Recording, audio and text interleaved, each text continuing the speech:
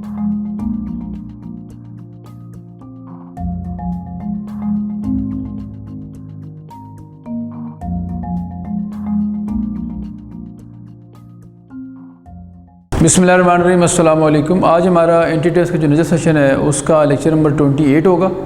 और लेक्चर 28 के अंदर हमने जिस तरह पिछले 2 लेक्चर्स में मैंने आपको रिवीजन करवाई है, पहले जो 6 चैप्टर्स हैं उनकी हम रिवीजन कर चुके हैं।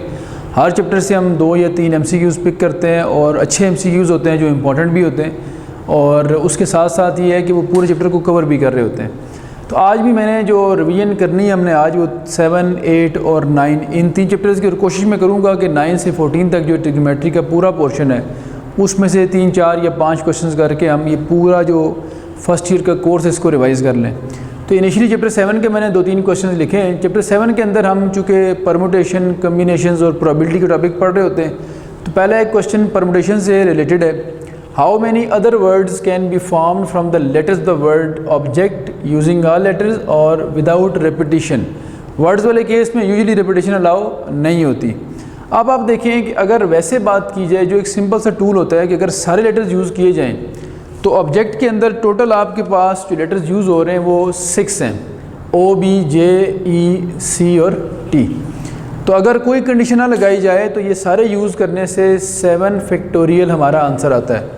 और सॉरी 6 हैं तो हमारा आंसर कितना आएगा 6 फैक्टोरियल। और 6 फैक्टोरियल आपके पास क्या होता है 720। लेकिन क्वेश्चन की वर्डिंग को आपने थोड़ा सा ऑब्ज़र्व करना है, गौर से देखना है आप लोगों ने।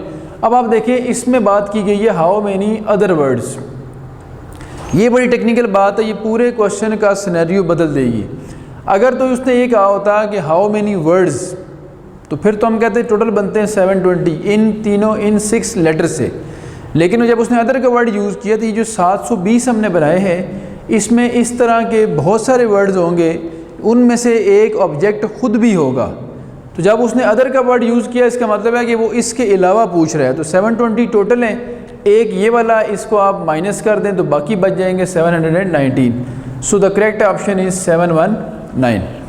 अब आगे आते हैं इस पे। Total number of 3 digit numbers in which all the digits are odd and different. आपने बताना है कि टोटल 3 डिजिट नंबर्स कितने बनाए जा सकते हैं सच दैट कि जिनकी हर प्लेस पे कोई ऑड नंबर आए और वो डिफरेंट भी हो। तो देखें 3 डिजिट नंबर की आप जानते हैं होती है हमारे पास 3 प्लेसेस, यूनिट, 10 और 100th प्लेस जो है। और जो ऑड नंबर हमारे पास अवेलेबल हैं वो कौन से हैं 1, 3, 5, 7 और 9। हर प्लेस पे चूँकि ऑड ही प्लेस करना है और फिर डिफरेंट भी प्लेस करना है, इसका मतलब रिपीटिशन अलाउ नहीं है। तो फर्स्ट प्लेस को फिल करने के लिए 1, 2, 3, 4, 5 ऑप्शंस हैं हमारे पास। First place can be filled in 5 different ways. और जो एक नंबर यहाँ प्लेस हो जाएगा वो दोबारा नहीं आ सकता क्योंकि हमने डिफरेंट रखने हैं। तो सेकंड प्लेस पे पॉसिबिलिटीज़ कितनी रह जाएंगी 4, थर्ड प्लेस कितनी रह जाएगी 3। तो 5, 4 और 3, तो ये मल्टीप्लाई करने से बनेगा 60 by counting principle. So the correct option is 60। ये हमारा करेक्ट ऑप्शन है। अब आते हैं ये कम्बिनेशन का भी एक आध क्वेश्चन 1-2 कर लेते हैं। कम्बिनेशन में क्या है 20C13 प्लस 20C6 को ऐड करना है। आप लोग अगर रिकॉल करें तो मैंने ये कहा था कि 2 कम्बिनेशंस यानी NCR और NCR-1 या NCR+1 ऐड हो सकते हैं, क्योंकि एडिशन के लिए ज़रूरी होता है कि ऊपर सेम हो और नीचे 1 का डिफरेंस हो। यहाँ ऊपर सेम तो है बट नीचे डिफरेंस 1 का नज़र नहीं आ रहा। मैं 13 और 6 में 1 का डिफरेंस नहीं होता। अगर 1 का डिफरेंस हो तो हम ये कहते थे कि ऊपर एक ऐड हो जाता है और नीचे जो ग्रेटर होता है वो लिख देते हैं। ये कहलाता है कम्बिनेशंस के एडिशन का रूल। तो यहाँ हम सोच रहे हैं कि तो ऐड हो ही नहीं सकते। हो सकता है एक ऑप्शन लिखा हो कैन नॉट बी एडिड या कैन नॉट बी डिटरमिन्ड या नॉट पॉसिबल, तो वो टिक नहीं करना जल्दी में, थोड़ा सोचना है इसको आपने। यहाँ 20C13 और 20C6 है। अगर हम 20C13 को देखें तो 20C13 जो है by complementary combination 20C13 is equal to 20C7। ये हमने पढ़ा हुआ है कम्प्लीमेंट्री कम्बिनेशन का आइडिया कि इन दोनों का सम अगर ऊपर लिखा हुआ हो तो ये इक्वल होते हैं आपस में। इट मीन्स जो 20C13 है इसकी जगह पे 20C7 लिखा जा सकता है। और अगर यहाँ 20C7 लिख देंगे और ये क्या लिखा हुआ है 20C6, तो कंडीशन ये वाली पूरी हो गई, ऊपर सेम हो गए, नीचे 1 का डिफरेंस हो गया। तो फिर इसका सम किसके इक्वल बनना था, ऊपर एक ऐड होगा और नीचे जो ग्रेटर होगा वो लिखेंगे हम। तो इसके अकॉर्डिंग हमारा आंसर कौन सा बनता है, 21C7। अब ये नहीं करना पेपर में कि जल्दी से टिक करके आ जाएं, हमेशा याद रखा करें कि हो सकता है उसके साथ कोई और ऑप्शन भी मैच करता हो। तो मैं ये करता हूँ कि एक ऑप्शन और भी मैंने सेम रखा हुआ है, तो लास्ट ऑप्शन में करता हूँ बोथ A एंड B। जब भी ये बोथ A एंड B वाला ऑप्शन आपको नज़र आए या ऑल ऑफ दीज वाला, तो लाजमी कोशिश किया करें कि सारे ऑप्शंस को एक बार देख लिया करें आप लोग।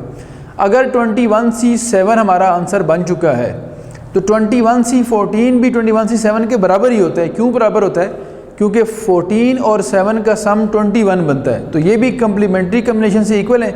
इसका मतलब ये भी आंसर एक्सेप्टेबल है, ये भी एक्सेप्टेबल है। सो the correct option is both A and B। ये वाला इसलिए नहीं है कि ये रूल के मुताबिक नहीं लिखा हुआ।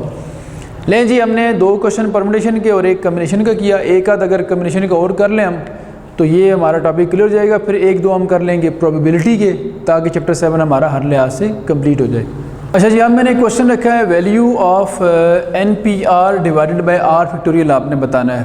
तो मैं कोशिश कर रहा हूँ कि जो हमारी बुकलेट है MCQs वाली, जो आप लोगों को मैंने सजेस्ट की हुई है सेंटर यूनियन की जो पब्लिकेशन है, उसमें से क्वेश्चन मैं अटैम्प्ट कर रहा हूँ जो अच्छे क्वेश्चन है और ज़रूरी क्वेश्चन है। और ये भी मैं कोशिश कर रहा हूँ कि जो बातें क्लास में डिस्कस नहीं हो सकी, मैंने आपसे कहा था कि जो लाइव क्लास होगी उसमें या जब आप बुक स्टडी करेंगे तो वहाँ से आपको चीज़ें मिलेंगी। तो मैं ये चाह रहा हूँ कि वो चीज़ें जो क्लास से डिफरेंट और जो बुक में से हों वो आपको करवाई जाएँ, और जो इम्पोर्टेंट भी हों पेपर के हवाले से।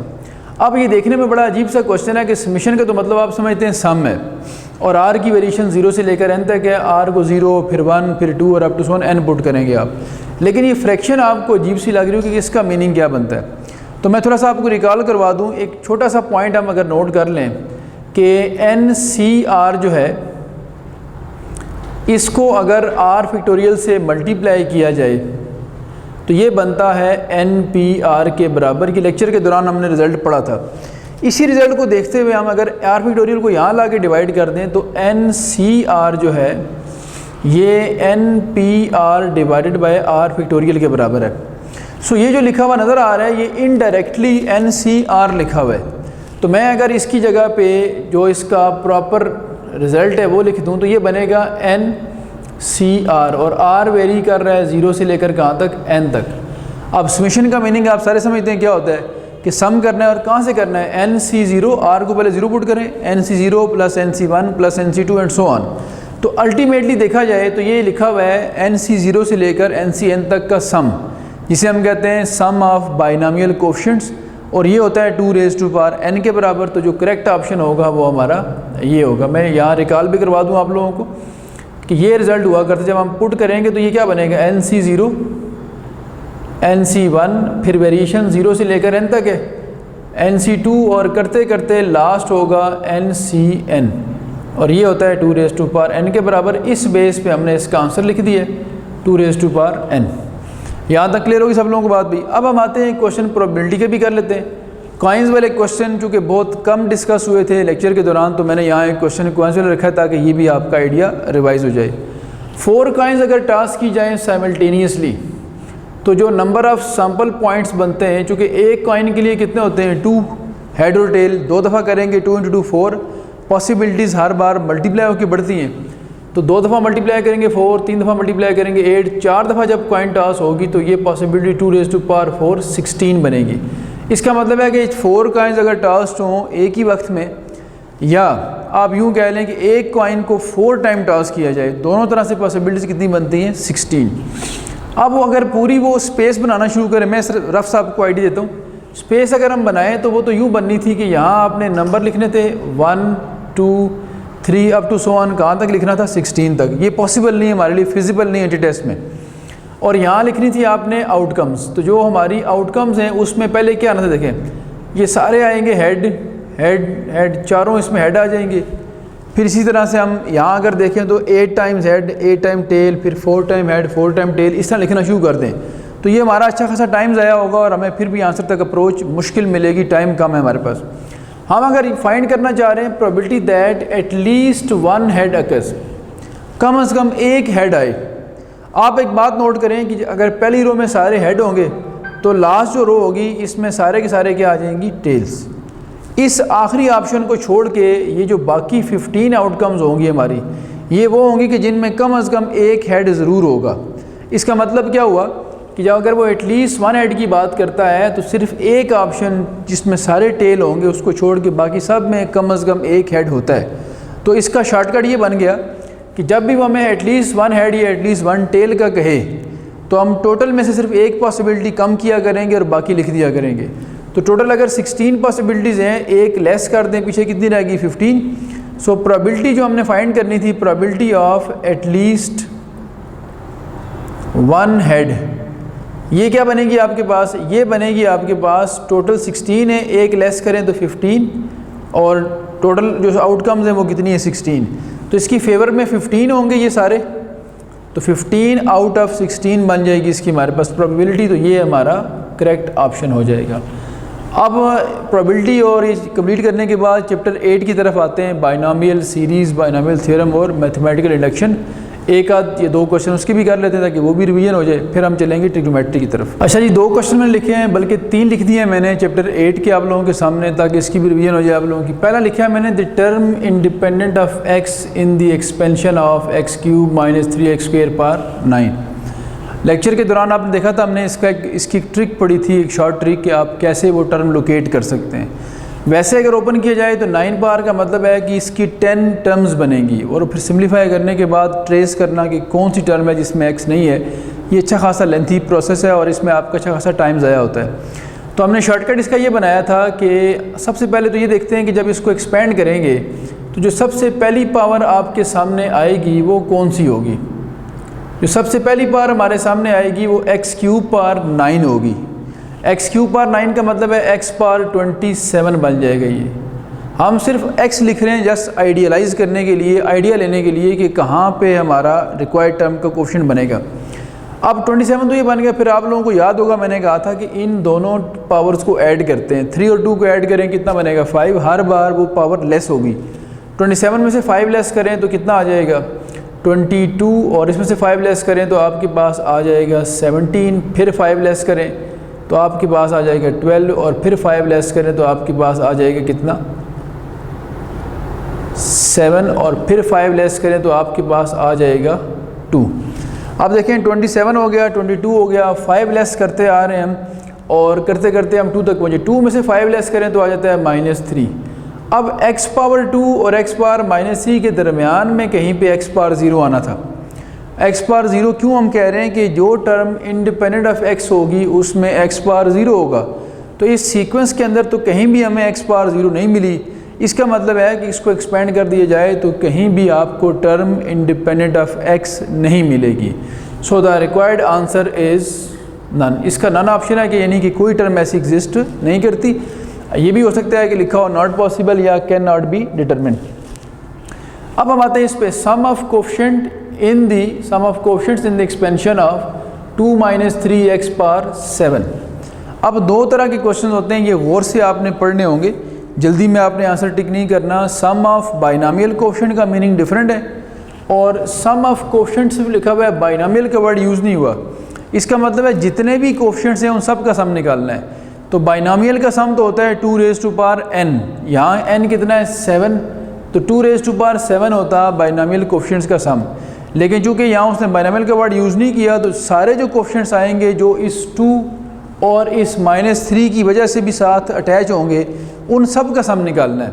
इसका सम करने का फार्मूला आपके कोर्स में नहीं लिखा हुआ, लेकिन अगर आप करना चाहें तो बड़ा आसान सा फार्मूला है। सम ऑफ ऑल दी कोफिशिएंट्स जो होगा including binomial and other coefficients, तो मैं लिखता हूँ सम ऑफ ऑल कोफिशिएंट्स,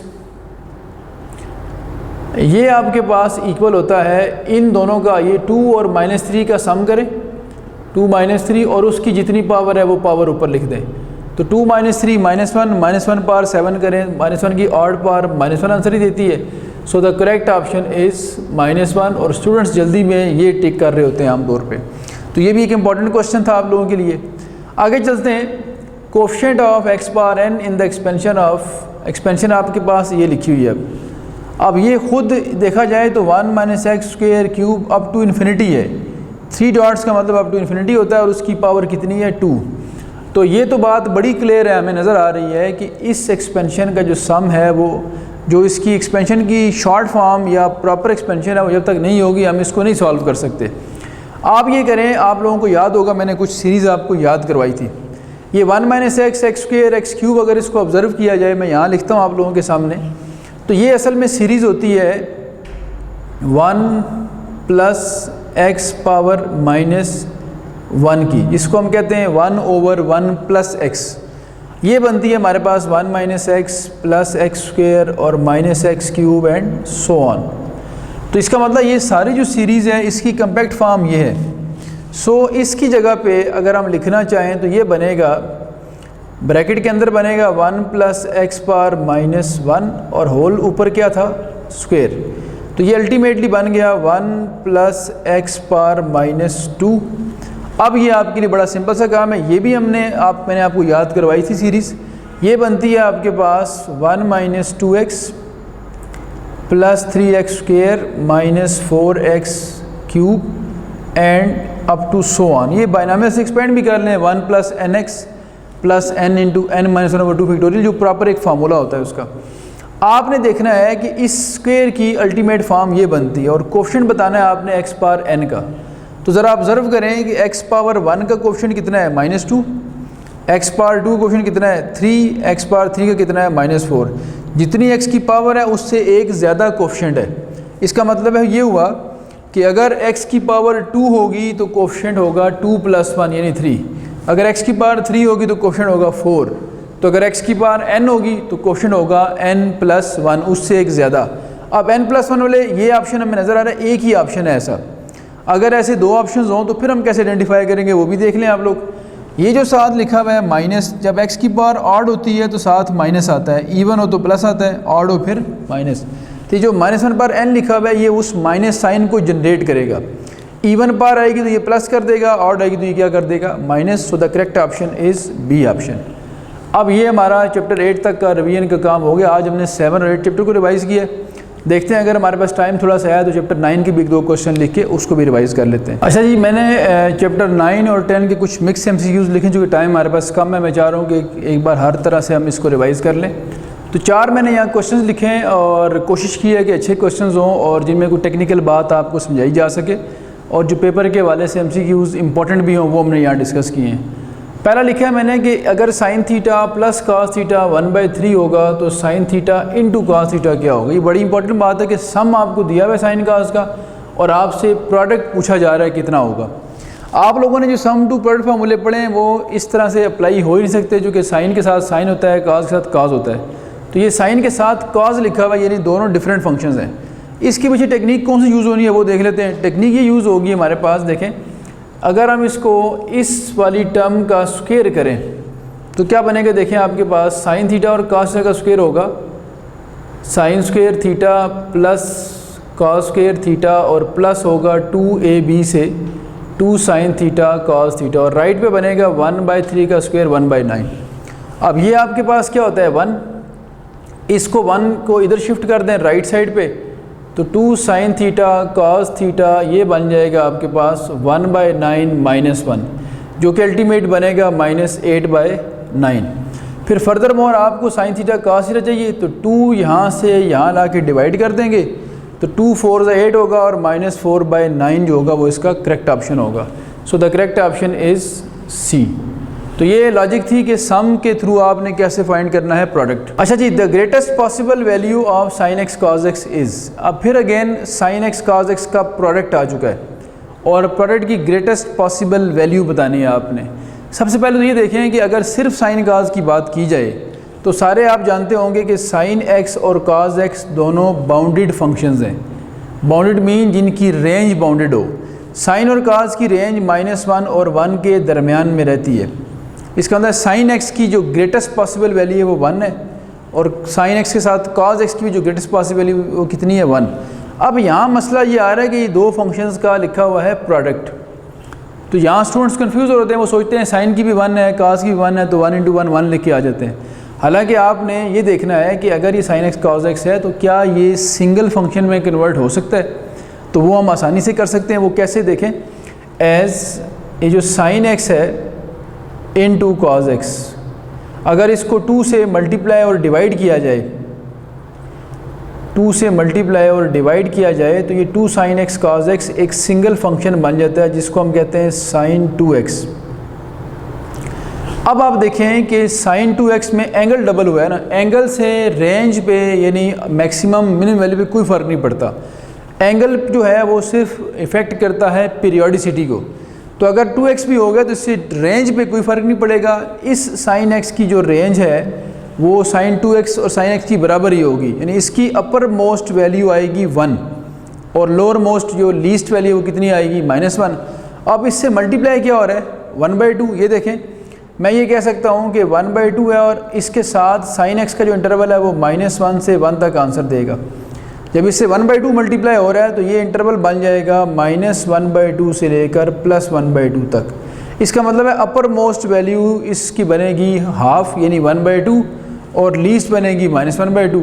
तो करेक्ट ऑप्शन हमारा हुआ 1/2। ये इसकी बनेगी मैक्सिमम पॉसिबल या ग्रेटेस्ट पॉसिबल वैल्यू।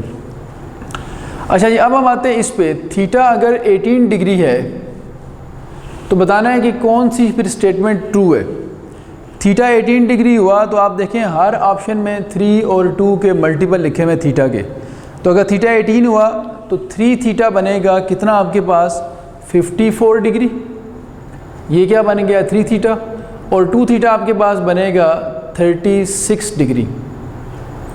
आप एक चीज़ ऑब्ज़र्व करें कि इन दोनों का जो सम है वो बनता है 90 डिग्री।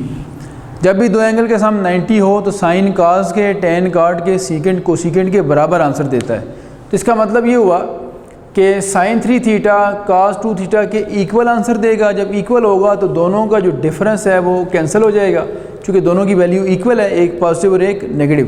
ये दोनों कट जाएंगे और अल्टीमेट आंसर क्या हो जाएगा 0। So the correct option is C option. बाकी दो ऑप्शन से कंसिडर नहीं किया है कि साइन 3 और cos 2 दोनों पहले क्वाड्रेंट में आते हैं, 54 भी और 36 भी। तो दोनों का सम 0 तो कम से कम नहीं हो सकता, इवन नेगेटिव भी नहीं हो सकता।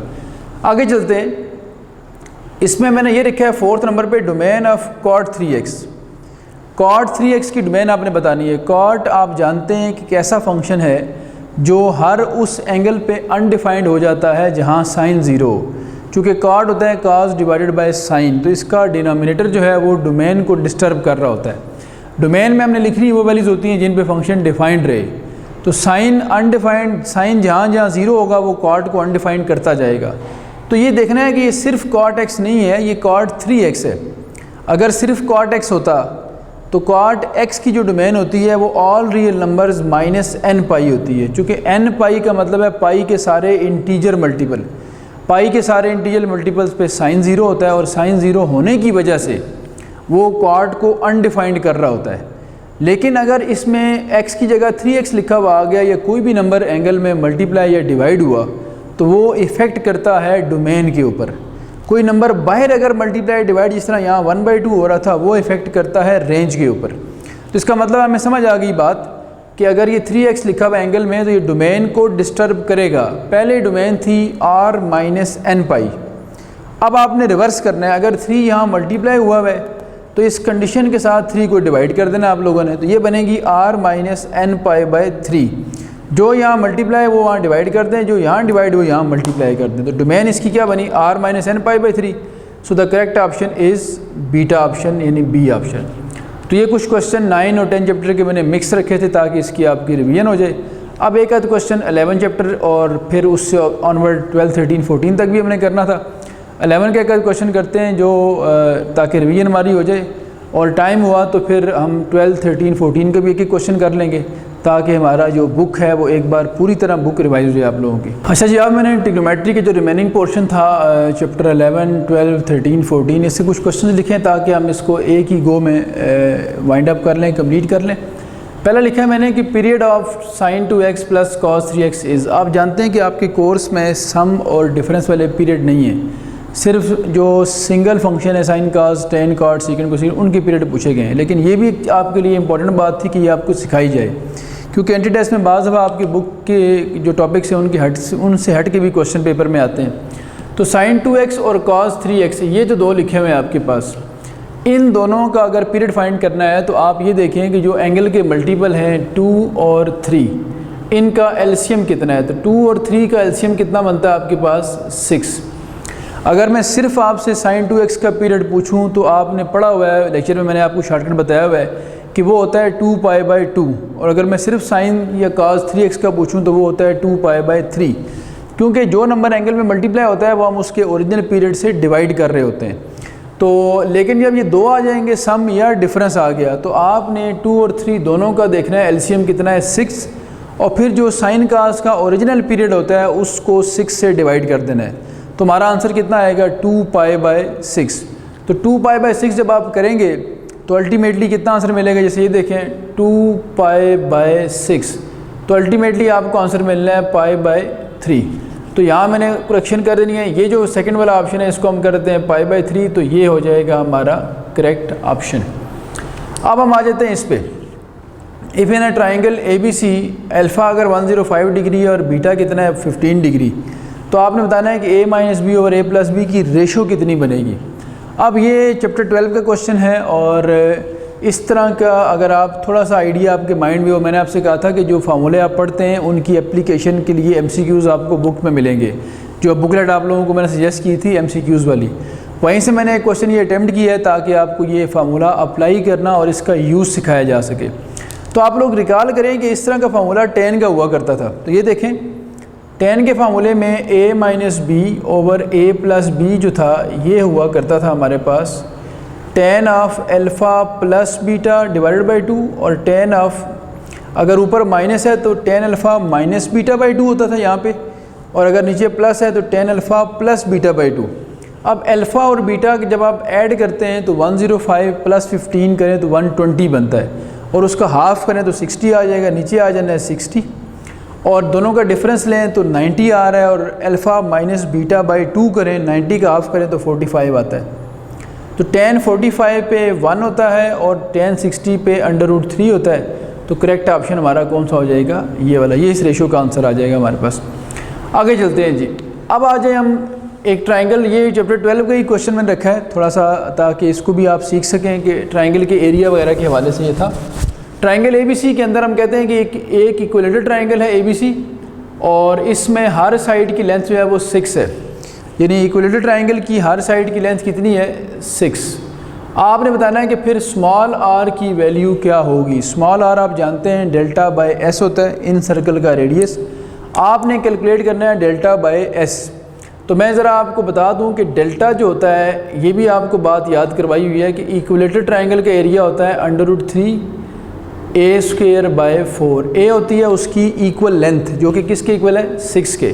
तो a² का मतलब क्या हो जाएगा 6 का स्क्वायर जो कि 36 बनता है। 36/4 करें तो 9, तो ये 9 × √3 आ गया डेल्टा। आगे चलते हैं, जब आप जाएंगे तो उसके बाद आप देखें क्या होना है। आपने अब s फाइंड करना है, और s होता है पेरीमीटर का half. Perimeter mean sum of all the sides. तो 6 + 6 + 6 डिवाइडेड बाई 2 करें, 18/2 कितना आ जाएगा 9। अब ये दोनों लिखने के बाद अब हम आते हैं अपने टॉपिक की तरफ। तो जो r है वो होता है डेल्टा/s। डेल्टा आपके पास 9/3 है, s आपके पास 9 है। जब दोनों को डिवाइड करेंगे 9 9 से कट जाएगा तो आपका आंसर आ जाएगा √3। सो the correct option is C option. अब आते हैं इस पे, ये चैप्टर 13 का मैंने क्वेश्चन रखा है इनवर्स ट्रिग्नोमेट्री का। tan inverse of 1/2 minus plus tan inverse of 1/3। अगर इसको फार्मूले से करें तो tan इनवर्स का फार्मूला हमारे पास अवेलेबल है, लेकिन हम ये चाह रहे हैं कि इसके ऊपर कोई ट्रिक शॉर्टकट लगाई जाए, कोई इसका मेथड हमारे पास हो। तो आप लोग याद रखें कि ये जो नंबर्स हैं 1, 2 और 3, इनमें ख़ास किस्म का रिलेशनशिप है। ये एक शॉर्टकट भी बन जाता है। जब भी ऐसे नंबर्स आएंगे तो आप उसको हमेशा एक ही आंसर टिक करेंगे। अब देखें 1, 2 का क्या लेंगे, 1 और 2 का सम करें तो 3 आता है, 1 और 2 का डिफरेंस लें तो 1 आता है। जब इन दो नंबर्स का सम नीचे और डिफरेंस ऊपर लिखा हुआ हो तो tan inverse 1/2 plus tan inverse 1/3, जब भी वो दो आपस में ऐसे नंबर मिलेंगे तो इनका आंसर हमेशा π/4 बनेगा। ये इसकी शॉर्ट ट्रिक है, इसको आप याद रख लें। इसके थ्रू जब भी आपके पास ऐसा क्वेश्चन आएगा तो आप उसका यही आंसर टिक किया करेंगे। आगे चलते हैं। आखिरी क्वेश्चन रखा है मैंने चैप्टर नंबर 14 से, ताकि उसकी भी इसमें इन्वॉल्वमेंट हो और उसकी भी पार्टिसिपेशन से उसको रिवाइज़ कर लें हम। Solution set of 3 tan square x 3 tan square theta plus 203 tan theta और प्लस 1 इज इक्वल टू 0। आपको मैंने बताया हुआ कि जब भी सोल्यूशन वाला क्वेश्चन पेपर में आएगा आपने सॉल्व कभी नहीं करना, हमेशा बैक सॉल्व करना है। सॉल्व करेंगे तो आपके 3 से 4 या हो सकता है 5 मिनट लग जाएँ। बैक सॉल्व करेंगे तो आम तौर पे 3 ही ऑप्शन हमें चेक करने होते हैं, वो ना हो तो हम 4th टिक कर देते हैं। तो यहाँ हमारे पास जो 3 ऑप्शन है, पहला है π/6 π/3, फिर है 5π/6 11π/6 एंड सो ऑन, इस तरह से। तो हम देखें कि π/6 अगर मैं यहाँ पुट करूँ tan π/6 पे 1/√3 होता है। चेक करने में कितना टाइम लग रहा है वो बता रहा हूँ आपको। 1/√3 जब यहाँ पुट करेंगे तो स्क्वायर होके आपके पास आ जाएगा 1/3, 3 से कट जाएगा 1 रह जाएगा। यहाँ भी पुट करेंगे π/6 तो 1/√3 होगा, वो कट जाएगा 2 रह जाएगा। तो 1 + 2 + 1 = 0 नहीं होता। इसका मतलब ये हमारा करेक्ट ऑप्शन नहीं है, इसको हमने छोड़ दिया। अब इस पे आते हैं।